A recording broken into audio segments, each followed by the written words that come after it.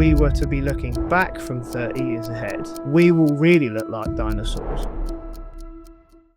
30 years ago, when I first started in this, I probably was one of the first people to actually focus on games and gaming as a core part of the merchandising mix. Some people thought I was crazy. Players are almost 3 times more likely to download a game that features IP they recognize. One of the biggest things on the Roblox platform is protection of IP. There's been a lot of piracy, rip-offs, customer acquisition costs have gone through the roof. Getting an IP and doing it right and doing it well can actually now work more cost effectively, and a lot of developers favour than actually spending huge amounts of money on traditional marketing. If there's an IP owner listening right now who's never licensed their IP in this space, what kind of advice would you give them? Someone that's starting out, they just want to dip their toe in the water. The safe route is strategic understanding. Don't wait for it anymore. You've got no time. If you're not proactive now with this space, you'll just miss it all. Can you fast forward to 30 years from now? What does this world look like?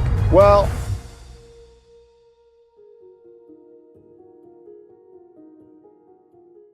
Did you know that players are 3 times more likely to download games featuring IP they recognize? That statistic is reshaping how brands think about licensing and creating massive opportunities in the digital space. Simon Kay from AT New Media has been pioneering digital licensing for 30 years, from early PlayStation deals to today's content integrations. Today, he reveals how gaming became licensing's fastest growing frontier. Enjoy. Today's show, I wanted to share something really exciting with you. For the first time ever, I'm opening my vault of nearly 20 years of licensing experience through my online course, Learn to License. Whether you're just starting out or looking to level up your licensing game, this is everything I wish I'd known when I began my journey. From deal structures to finding the right license, knowing if you're ready and how to pitch like a pro, it's all there. The fundamentals that separate successful licensors from everyone else. Visit learntolicense.com and let's get you from curious to confident. Now, let's jump into today's episode. Simon, here's something that I'm sure you already know, but those listening will likely be surprised to hear. Players are almost 3 times more likely to download a game that features IP they recognize. And that single statistic is reshaping how brands think about licensing and creating massive opportunities for licensors and developers. So today, it's all about the digital side of licensing. I'm excited to talk to you, Simon. Thanks for joining us on Born to License. Pleasure to be here.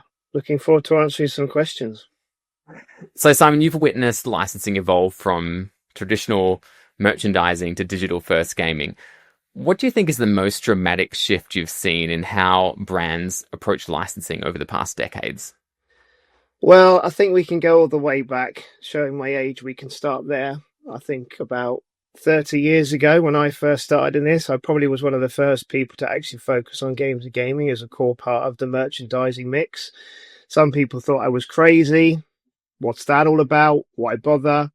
For me, growing up with technology, it was just always going to be the most important thing that underpins merchandising and licensing. Everybody was migrating there. It was the in thing back then, but most people didn't recognize it. So as the generations have gone through, different technical innovation has happened. We've moved through different games console cycles, because that was obviously the first thing to happen, and IP made its way onto there. Initially just as game IP, you wouldn't have any other integration. So as you go through the generations, whether that was Atari or Sega or whatever it might be. But then in recent decades, you've seen mobile, you've seen social applications, you've seen so many ways to communicate and exploit IP. Messenger and everything else. So as that's proliferated across multiple technologies, the opportunity to leverage your IP in what we can loosely call games, gaming, interactive media has just ballooned. What was it like 30 years ago when you started? What was digital licensing? It was only pretty much games. In the first instance, it was, I'd say, PlayStation 1 was probably the first period of time when you would get game developers and publishers starting to seriously seek IP. But of course, back then that was for whole game experiences, not like where we are today with content integrations across multiple platforms within games and elsewhere. But that was the first step. So whether you had IP representation, predominantly, I would say, in movies, major TV shows, and sports rights, those were the first things to move into the game space driven by console games. So fast forward to today, when we use that sort of umbrella term of digital licensing, what is within the scope of that term? Cool, it's massive. So obviously you go from like console, and you could work back from, I suppose, where we are today. The most recent form of that could be in Telegram Messenger. You've obviously got other ways to exploit games in micro content. As I've mentioned earlier, you've got the content integrations. That could be vehicles, that could be weapons, that could be characters, that could be fashion. You've got worlds within which you can play games, whether that's Roblox or whether that's Fortnite or whether that's Minecraft. You have so many different ways to leverage the IP cross-platform. And then, of course, you've then got gambling games at the top end of the demographic, which are relevant for some of the retro IP that's been around for a long period of time. So it encompasses almost anything. Even in-flight entertainment games is a space that's grown over recent years. So wherever you go, whether it's on your watch, on your phone, on your home console, online, someone else's house, playing games together, multiple demographics, everyone's playing games. So Simon, your company, 18 New Media, you're really focused on this digital space. Why did you choose that over traditional licensing consumer products? Technical innovation. There's always something new coming around the corner. It started with console games, then the mobile phone, then the internet, and then all the various different applications around that. So with technology moving on constantly, and with the speed of that technological development moving at such a pace over, let's say, the last 10 years, the proliferation of opportunity in that space is just so big. It's much bigger than, say, a t-shirt or a lunchbox or a piece of bedding. Even when there's advances in eyewear or certain product categories, it just doesn't compare to the games and gaming space. And do you also find that there was a bit of maybe like a red ocean versus blue ocean strategy, in that a lot of people in our industry know about consumer products licensing, but not many people are really experts in this space? I mean, is that one of the reasons why you focus on this? Because it's such a specialist area of the industry, and you've sort of become, the expert in this space.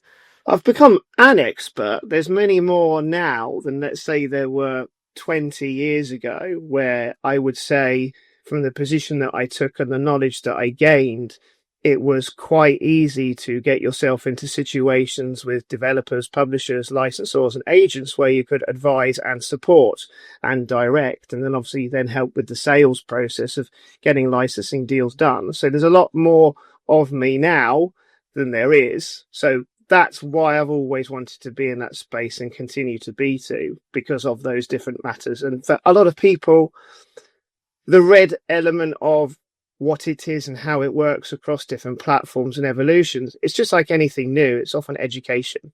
It's, do I know how this works? And I think for a lot of people, a bit of red mist sometimes comes down. Oh, I haven't got a clue where to start with that. I don't know what that technology is. I don't know what the commercial term should be. I don't know what my expectations of that licensee should be. I don't know where this product area fits within my commercial strategy. I don't know how to integrate it like I might do across traditional merchandising. So there were a lot of things like that people just didn't understand. But as time goes by, that's education, including things like cross-territorial gaming. Can you geo-block things in terms of making sure you control distribution of where different things go, so you can pay different agents in different ways, and all those different elements that come into consumer products merchandise management? I think it just created a lot more questions years ago than it did answers. But the principles of how it works, as I say to anybody else, are really not hugely different to most other product categories. And for someone listening that's still struggling to get their head around it, can you give us some examples of your work? Yeah, I mean, obviously there's a huge load of them over the years. I mean, if I go way back, I remember one of my favourite projects, believe it or not, was to work with Lockheed Martin on licensing their planes into computer games. And I remember one game developer at the time, quite a funny story, said to me, "We don't have to pay you for the license because that's owned by the US government." And I was like, "No, they're a customer of Lockheed Martin. The intellectual property rights in an F-22 and an F-16 and a stealth fighter and what have you are actually owned by the IP owner and Lockheed themselves." That was content integrations as well as games. I've basically done things across all platforms, whether that's mobile, whether that's console, whether that's all the way up to gaming. One of my favorite gambling projects was with, I would say, God, there's been quite a few. The Goonies has been incredibly popular in that space. So I've really enjoyed working in that area over the last 5 to 10 years. You can find great opportunities based on different genres that are popular on particular platforms. So that was Pirates, etc. on that space. But it continues. There's so many. I could talk for hours, but whether it's mobile, console, gambling, anything in between, social games, it's all great fun. Why does something like the Goonies work well in gambling? Is it because of the generational awareness of the brand? Yeah, so what I tend to do with any client when I get involved with them, if let's say they're a developer and I'm supporting them with their acquisition strategy, is to understand and help them see the popularity of particular game styles within a platform, if we're going to call iGaming a platform, just like console or mobile. Now, obviously, in that space, you have certain themes that work very well, whether that's Egyptian, whether that's Irish, whether that's pirates. And yes, there is the demographical element that intertwines with that, but you can see which games monetize well from a thematic perspective. So then you can basically work through different IPs within those thematics as to which may have already been licensed, might be available, fit the distribution and the model which the developer is wanting to achieve. And of course, that's where that IP worked really well because it crossed all those different elements. But there's more to it. It's like every game. You can't just stick an IP on something and expect it to work. It doesn't matter what platform it is. In iGaming, it's the maths engine that's really important. And obviously, if it's a console game or mobile game, a lot of that is to do with the engine and the monetization and the stickiness of all of that as well, which for anyone that wants to get into any of these spaces, don't ever underestimate research into the development engine and what makes that work. Because cross-platform, there's been many, many, many examples of very poor performing IP-based games over the years. And more often than not, that's not been driven by the quality of the IP. It's been driven by the lack of quality of the game experience itself. And are you working on projects that are mostly involved with entertainment IP, or are you finding it's a mix between sports brands, corporate brands, entertainment, the whole scope of licensing? I think because the games and gaming space is all encompassing now, all encompassing demographically, whether that's female, male, whether that's 40 to 60-year-olds who are playing PC games or iGaming games, whether that's young women, whether that's kids. There's something for everybody across the whole spectrum of games and gaming now. So genre-wise, that opens up doors for pretty much every type of IP, because you could look across the whole space and you could say, well, there's a game, for example, that targets 40 to 60-year-old men on Steam. It's got a horror skew to it. They've got opportunities to build microtransactions with horror IP, and that would obviously fit with that demographic. Same thing if you've got fashion on Roblox or things like that at the other end of the spectrum. So you can now obviously get content integrations where you can work with music artists, where you can work with sport, no matter what that is, whether that's a handbag, a hat, a t-shirt. Traditional merchandising now in the game space, that's basically a complete circle. We started this conversation by talking about merchandising and where games fit in. Merchandising now fit fully in games, cross-demographical and cross-genre, and basically open to anything. You've just got to really understand about how that works. Let's go into the gaming side of things a bit more. What's the difference between working on a mobile game version versus a console and PC in terms of maybe how deals are structured or how you would approach something like that? So the first thing is more often than not, what type of opportunity is it? Is this an opportunity for a whole game, or is this an opportunity for a content integration? And that's generationally how everything has changed. You go back 20 plus years ago, everything was game driven. The only way to get your product found or get up in app stores or to get to retail distribution was to basically make a whole game, get it in a box, stick it on a shelf, and make sure that works. Whereas now, with content integrations versus whole games, building a whole game these days, it was expensive a long time ago, but it's really, really expensive now. So the barriers to entry across most platforms, when you bring to consideration the cost of development plus the cost of marketing, the cost of customer acquisition, they've all gone through the roof. So that means content integrations have become so much more popular. In recent years, with the decline in the games industry, it was the last industry to probably have its hemorrhaging post-COVID, because obviously during COVID, it was the boom industry. Everybody was moving into games because everybody was at home. But content integrations is where most of the opportunities, I would say, lie now, and that goes cross-platform. Very difficult to get a game in terms of a whole experience to compete with the massive franchises that already exist. You know, you're going to find it hard to compete in a military genre against Call of Duty. You're going to find it hard in a space genre to compete against Star Wars, for example, even though there are micro audiences that you can sell to in certain demographics. But for the content integrations cross-platform, I touched on them earlier, they're easier to do. So instead of actually building a contract for a whole game that might be 3 to 5 years in length, you've got the development time, which can be 12 to 24 months.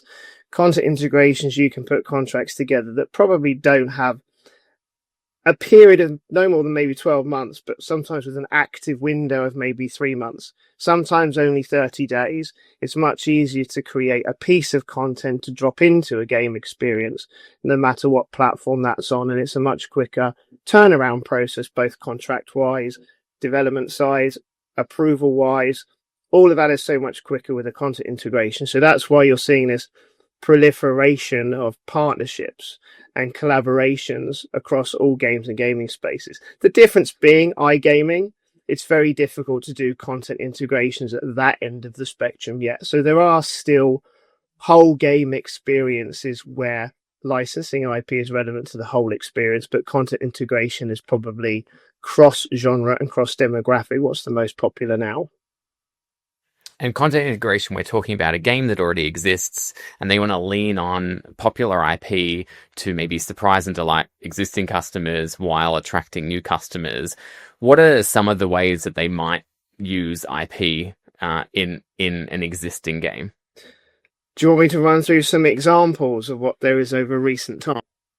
Please do. That would So be great. I got a mini list that I obviously put together that relate to different games or different experiences. So I'll kind of run through those, and most of those are pretty self-explanatory. So in terms of major franchises on games platforms over recent times, obviously Fortnite's going to be one of those that many people will mention or understand and know about. So Marvel Rivals was a very good content integration into the Fortnite ecosystem, performed very well.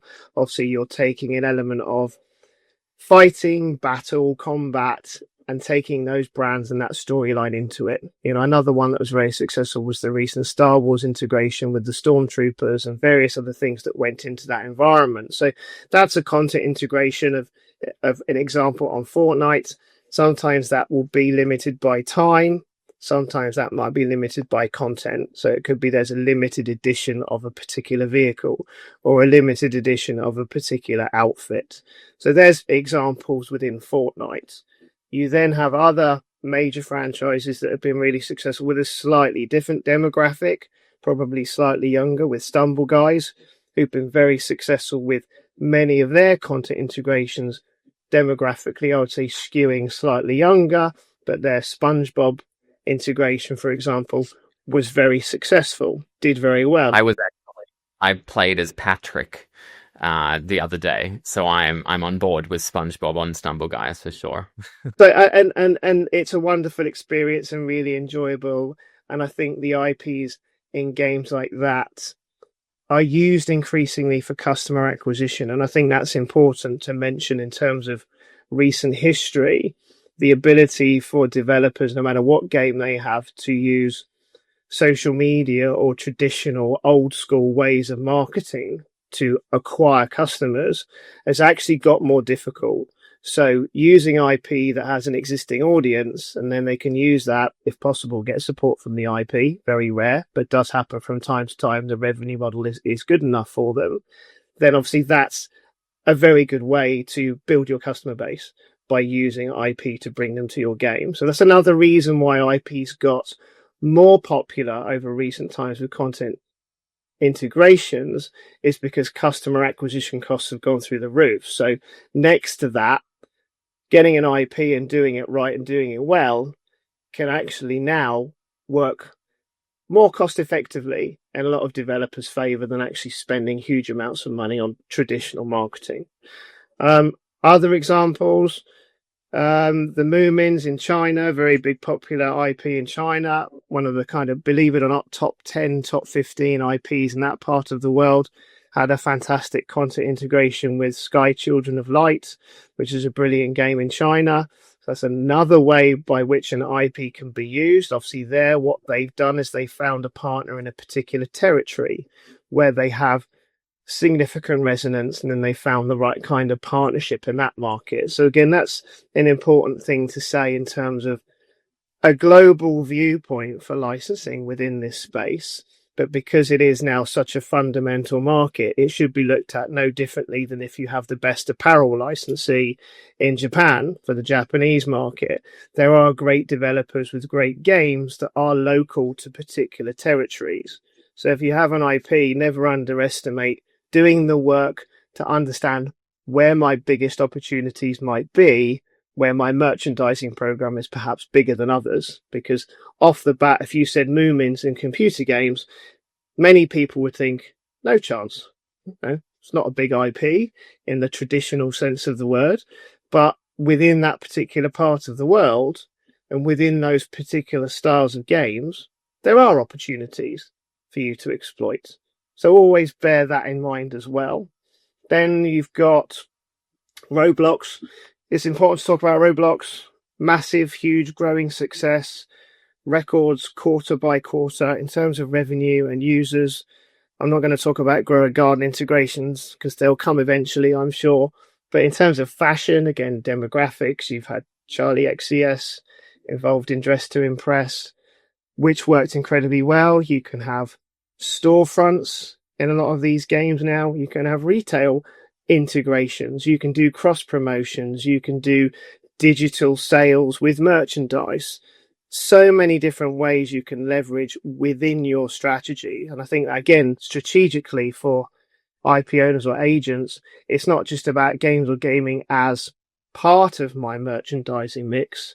It's how I can integrate and use that to leverage my whole merchandising program, which some people are starting to do really well, but I think it's still quite embryonic in terms of how you really effectively do that.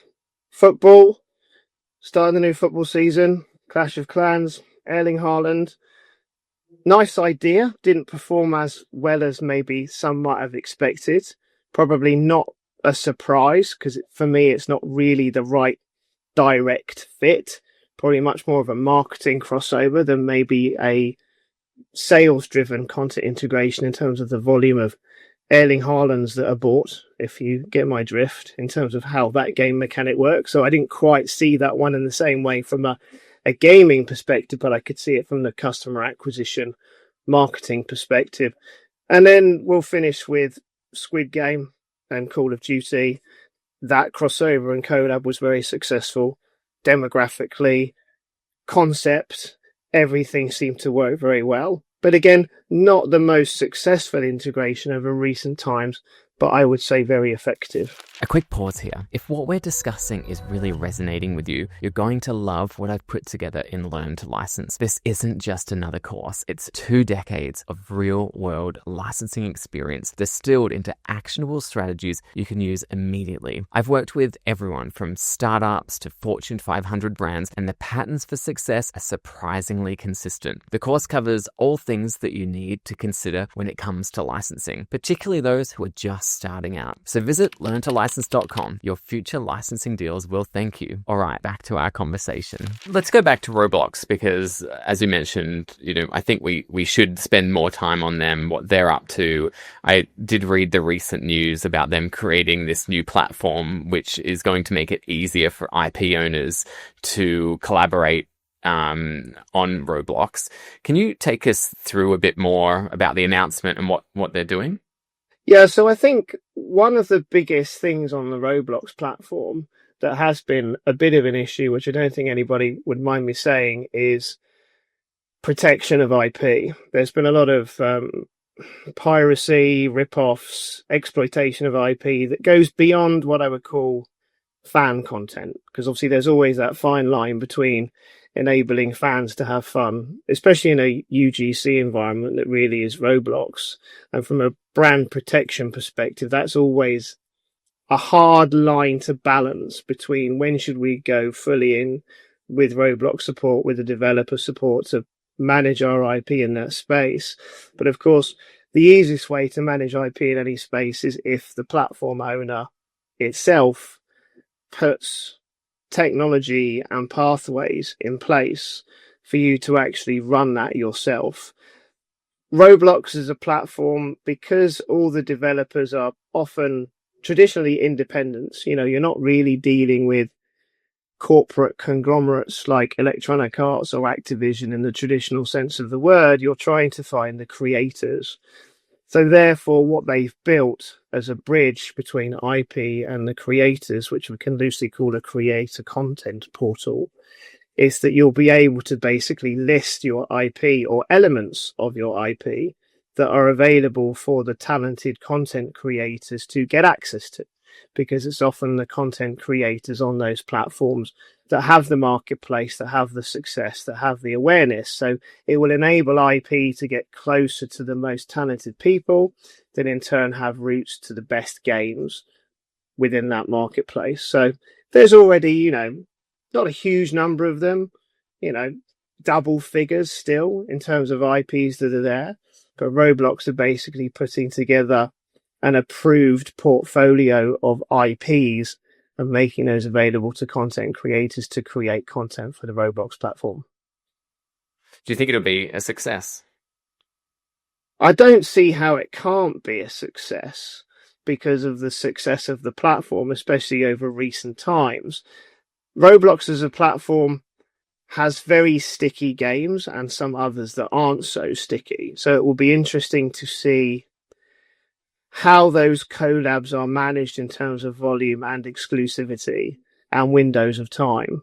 I think we can jump back slightly to mobile integrations or any type of integration. Sometimes for a strategic perspective for an IP owner, you might want to control the use of your IP within particular windows of time now and again. So often a content integration might be limited to 30 days, might be limited to a week, might be limited to some cross promotion with a piece of merchandise. So I think it's important to make sure that if anybody goes on a platform, whether that's Roblox or whether in the future that's Fortnite or Minecraft or whatever else comes around the corner, is to really understand what that means to your strategy. You don't really want that cannibalizing something else you might do on another platform in a particular time of the year.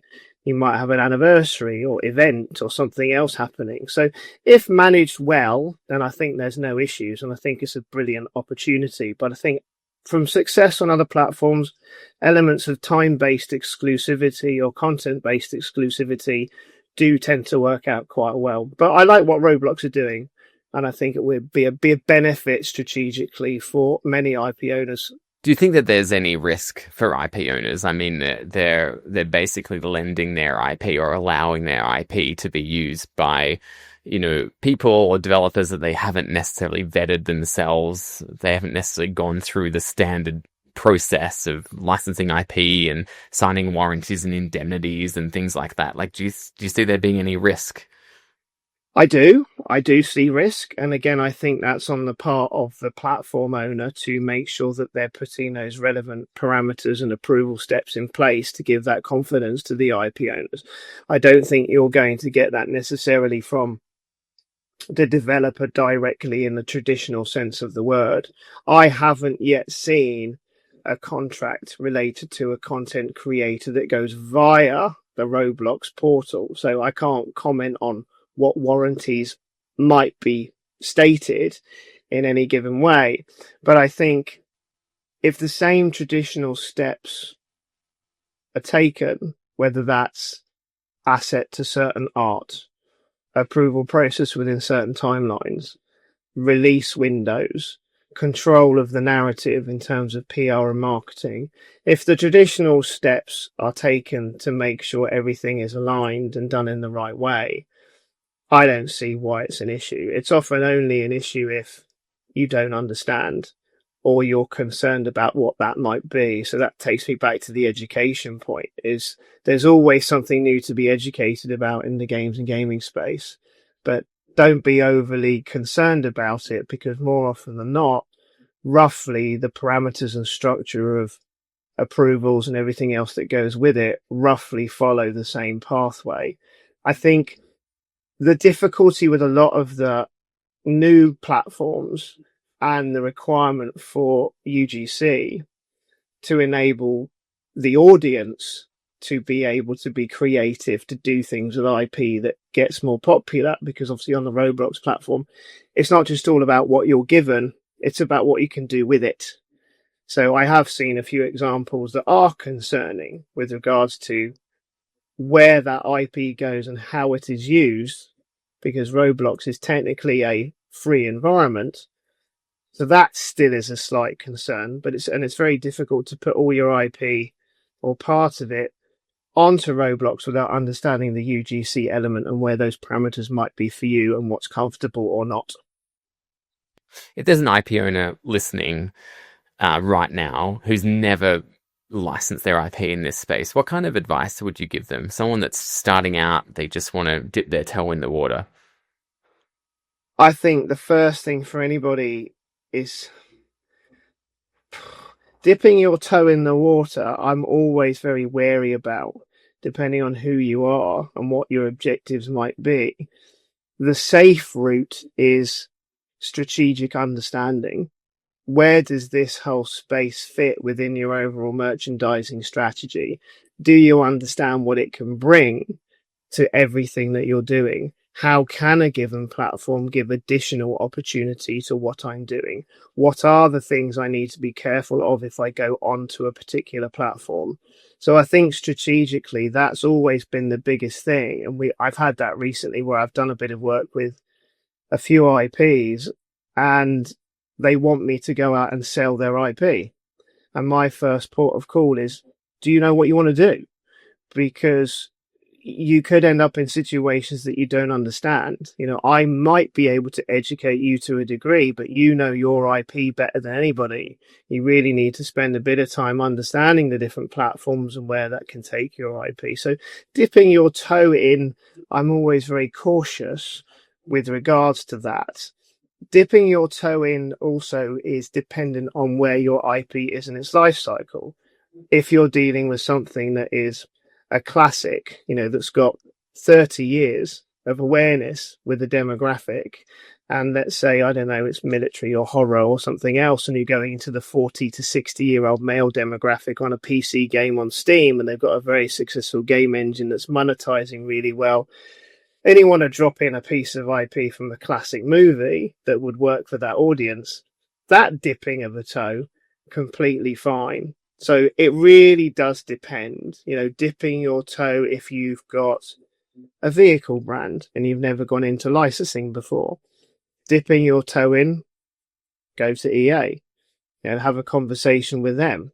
Safe. Do you see what I mean? You know that you're going to be treated in a balanced, fair way, and your IP will be valued in proportion to everything else that's on that platform. It's well known. They're a credible company. So dipping your toe in, hopefully I'm explaining that right, is relative to who you are, what your brand is, and where you're going to put your toe. And what are the benefits? Is this all about money, or are there other benefits to license your IP in this space? So money is important to many people. and it's the first driver for a lot of people to get into the space, many people would think that money is some kind of safety net. Well, if I get paid a decent amount of money for this, it kind of seems to warrant the risk. Bad place to go.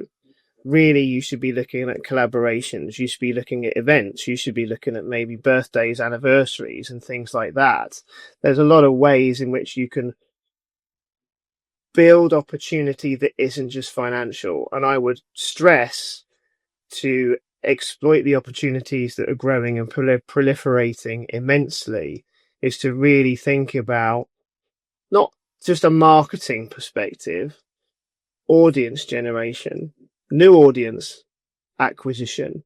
There's so many other elements within just say the marketing mix in the traditional way of where you can actually use and leverage computer games across all your licensees. You know, there's often been situations with merchandising where you get your licensees together and everybody has a good chat about how they can maximize opportunities together across retailers, etc. You can do that in games and gaming. If you get that right and you get the distribution and the time slots together, you can do some brilliant things that aren't necessarily just driven by the primary revenue, which is obviously how many units am I going to sell of that game, or how many units am I going to sell of that microtransaction within the game. It can be, how can I leverage this opportunity to sell more of my plushie or whatever else it might be, you know, codes, cross promotions and all of that. So again, it's a strategic perspective. Some people it's money, but I would advocate to look for those strategic opportunities if you're an active IP, as opposed to, I don't know, something that's slightly older, a retro IP may not work in the same kind of way. I guess another thing to consider for IP owners that are not familiar with this space, but they're kind of looking into it, is that they need to have bandwidth or resource to actually support the project as well. How much work is involved from an IP owner? So you can break that down again in a traditional sense of what's the process that you go through when you license rights to any other product manufacturer. Just start there. Have the conversations, discuss where the opportunity is, what assets you have, what's your approval process. There are certain differences in terms of submissions. You'll get a game design document or something like that at the front end to be able to liaise and go through what those main opportunities are and how the product is going to work. Then you'll move on through the process and you'll have regular calls, regular video submissions. All of that content can go through the traditional approval portals that most IP owners and agents have.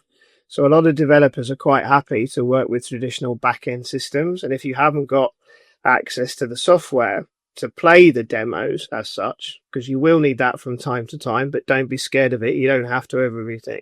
A lot of those submissions will be art-driven, video-driven, ideally eventually playable demos. But then again, you've got to have someone that understands games from a playable demo perspective. So I think that's the only query that often comes across is, do I understand how this game plays? You know, what is a good playable experience for my IP? So that's one that every IP owner would have to look at and understand.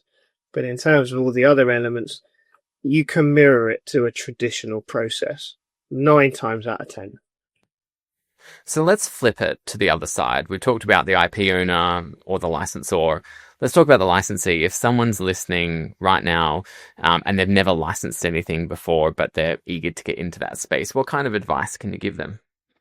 I would again start with the same as I did the other way around. It's strategic and understanding. Now, in this way, it's different. I have to understand my own game, my audience, my monetization, the lifespan of that product. Is it a whole game? Am I looking at content integration?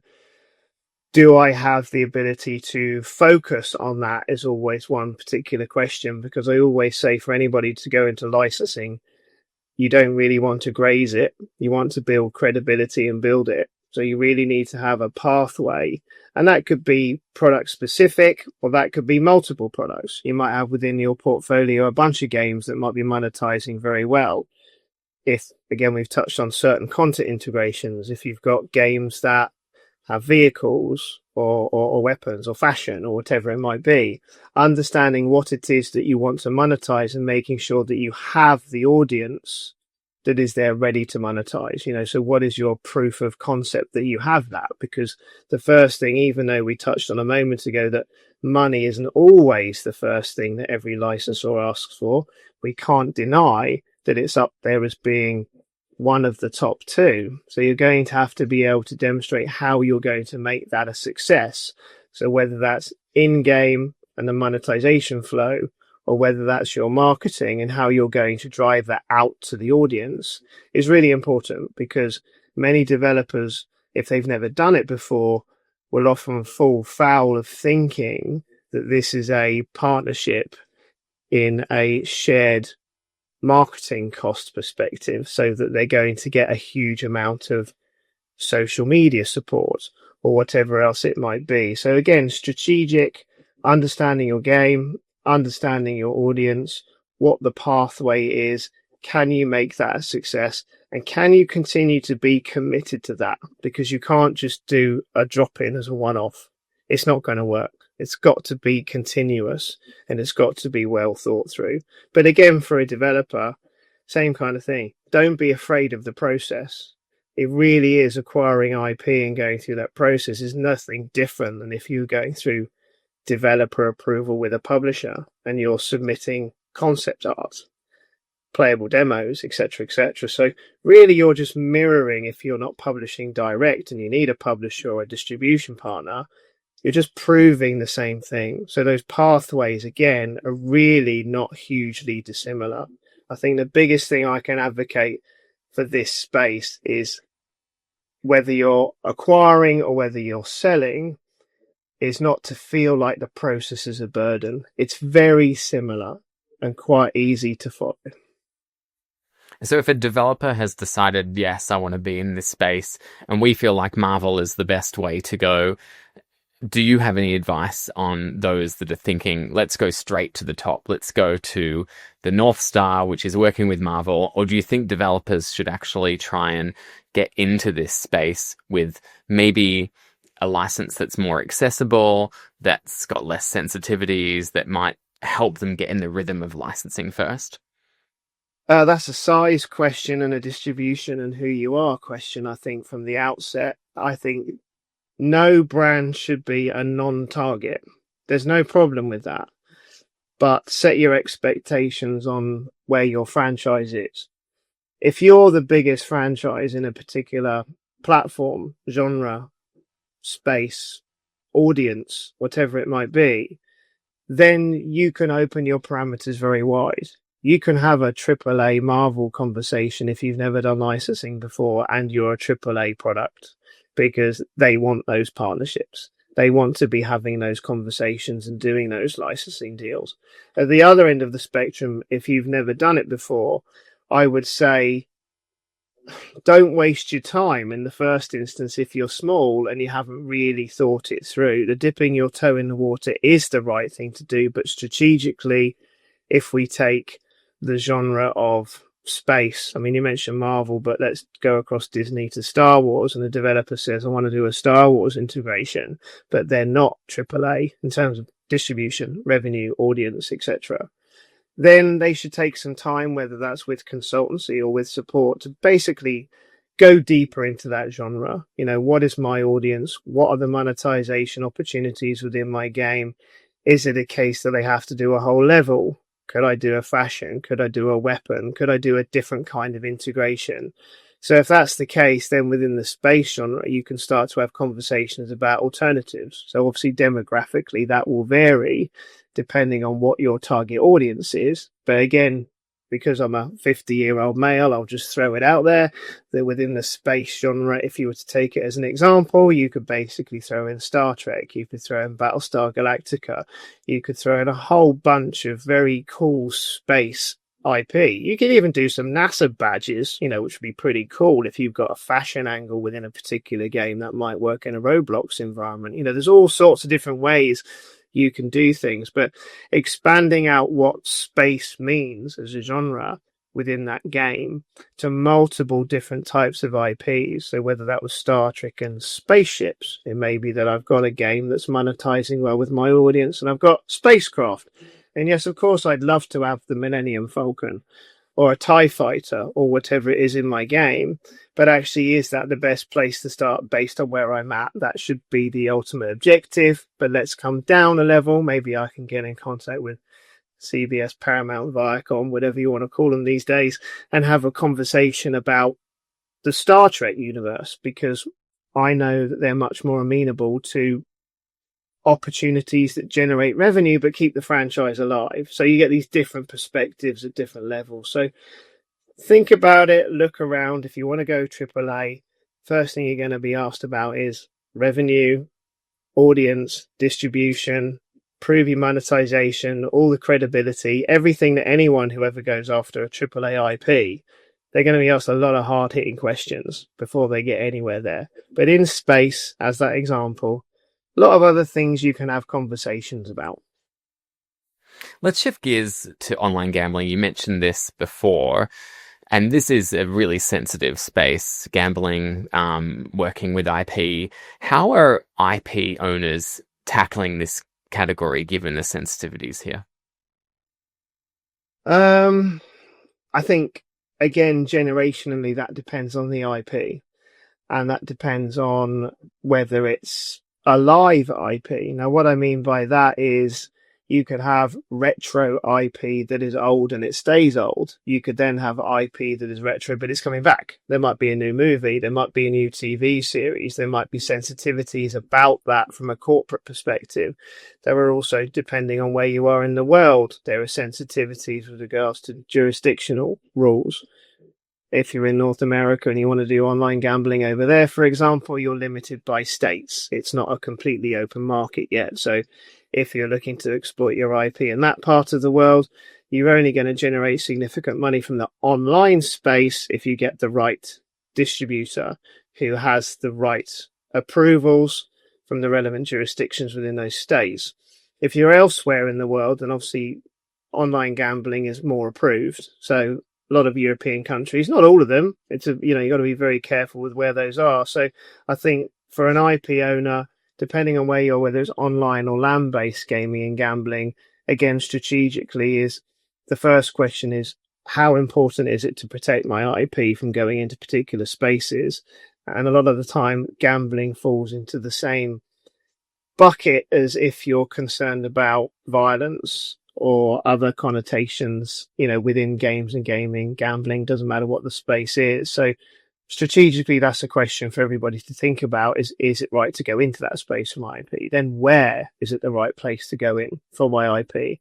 I'm going to have to do my diligence when I talk to a potential partner that they do have geo-blocking technologies and the right things in place to make sure that my IP doesn't suddenly appear in a country where it's, to all intents and purposes, illegal, and it can bring your brand into disrepute. So I think that's the biggest concern, worry, management decision that anybody often has to make with online gambling is that jurisdictional point. Let's look ahead, say 5 years from now, Simon. What licensing trends in gaming do you think that you're most excited about? I'm personally excited about the growth of UGC and Web3 and where that takes everything. And now, obviously, NFTs are a very difficult word and have been for a period of time purely because of what they are. But from a games and gaming perspective, experiences that move from Web 2 into Web 3 and integrate very well, not just from a monetization perspective and using different cryptocurrencies, which are going to grow. Don't be completely against the world of crypto. I know it's a hot potato, but it's not going to disappear. So understanding what cryptos might work in the games and gaming space for particular transactional reasons is quite interesting. Obviously, UGC isn't going to disappear. So from a strategic perspective for any IP owner, have a plan. How do I view user-generated content? Do I want to set up some restrictions or some parameters that I'm happy for my IP to be used, evolved, who then owns that IP from a user generated content perspective? You know, what happens if some creator makes something amazing in a game that's so hot and popular? How can I get access to it to merchandise it out of the game? And maybe someone creates an amazing bag or hat or jewelry or watch, and you think, wow, you know, this is so popular, they're all buying it. They'll buy the other thing in the real world. So I think you've got this very exciting reverse inverse process from creativity that actually drives merchandising opportunity. So a combination of those is really interesting. I think ownership of digital assets will continue to grow, and what that means, every IP owner needs to have a strategy with regards to what's the right amount of money I should get from someone reselling an asset in a Web3 space with my brand on, if they haven't thought that through. So this isn't just about games and gaming, it's about reverse merchandising, if I can call it that. And it's also about the proliferation of digital assets and how comfortable different IP owners are with their IP going into that space. And I think the biggest piece of advice I could give anybody is don't wait for it anymore. You've got no time. If you're not proactive now with this space, you'll just miss it all. Because it's not like it was 30 years ago with console life cycles. 7 to 10 years, here comes the next one. We can be ready. We can be planning. Off we go.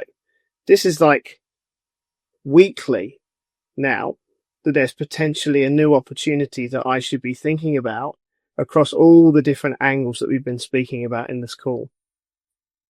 We talked about you starting out in this space 30 years ago. Can you fast forward to 30 years from now? Like, what does this world look like? Well, really far into? I definitely won't be involved in it. That's the first. No? No, I won't be involved in it.